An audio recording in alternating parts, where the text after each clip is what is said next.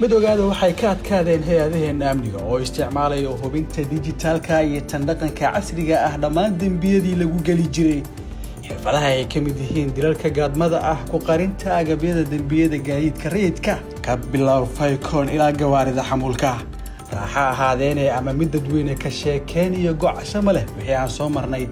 ee bartamaha xamar iyo xarumaha dawladda ka dhici jiray ما جرين دعدة قد كجلعوا كهر هو بنو جارة جوارده أفرتعيدا سجارة ملترية بوليسكية نبصيجدا وعلى رقم سجيرين أهي هيبة إسكاري سجا ورنتين لقد جعان فرني حرية سين جوارده بوفسن ما دام يدقالوا جوجيين عيدا مدينة يعني كذا ده وحن الضوفنا حارس عصب ويتجاوز ذلك حسد سود الدجين كذب قدروي كينا فاد يمدي مالية ذي كذا حلال جمع كرتن كا دولة دي صاحبة العالم كا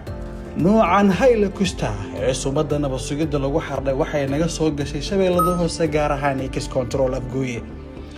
وحكو جار مجرين وقصبي كرا إلا هو بيها جاريان وكان جاريجي أو إسكو مري سلامي ده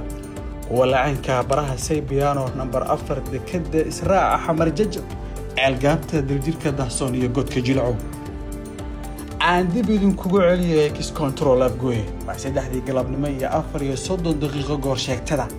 13 دقيقة كدبية مع النور أي مريان شرودياشن حقوقي كاركودي ودنبيه دقرتا marka laga taga ciriiriga aan la xakameyn karin ee caadada waahda ka deelay cilgaabta ahna meesha kaliya ee daqiiqadaha ku dheereysay ma jirin habraac amni oo lagu baajin karay dhacdada 9 saac iyo 34 daqiiqo ilaa 10 saac iyo 43 daqiiqo ay diiwaan geliyeen kaamirooyinka amniga wax kasta aad ka maqasheen weerarkii argagixisada ku qaaday xarunta bilowga u ah halka laga xisaabiyo xadgudubyada ay u geystaan dadka iyo dalka ilaalada godka jilco ay ku dhalatay shaki filawaa ah ka hor birta labaad haddana waxa uu ka fursan waayay naftii haligii meesha ugu dambeysay oo ku hulci karay inay tahay bartamaha labadan birood ma jiro maxbuus baxsaday 86 tuusan ee halkan ku jiray rafashadoodii midna ma fakin midkoodna kama soo bixin halkan isagoo bad qabo dagaalamayaashii waxa laga waraabiyaa abalkoodii ahaa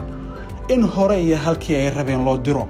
haddaba waxa marka noo furan hal wado oo waajib nagu ah waana dhabaha hubinta qof kasta iyo gaadiid kasto xataa may ahaadaan kuwa qafilan ama gaashaaman u hoggaansamida xeerarka amniga xarumaha dawladda kuwa gaarka ah iyo xakameynta hubka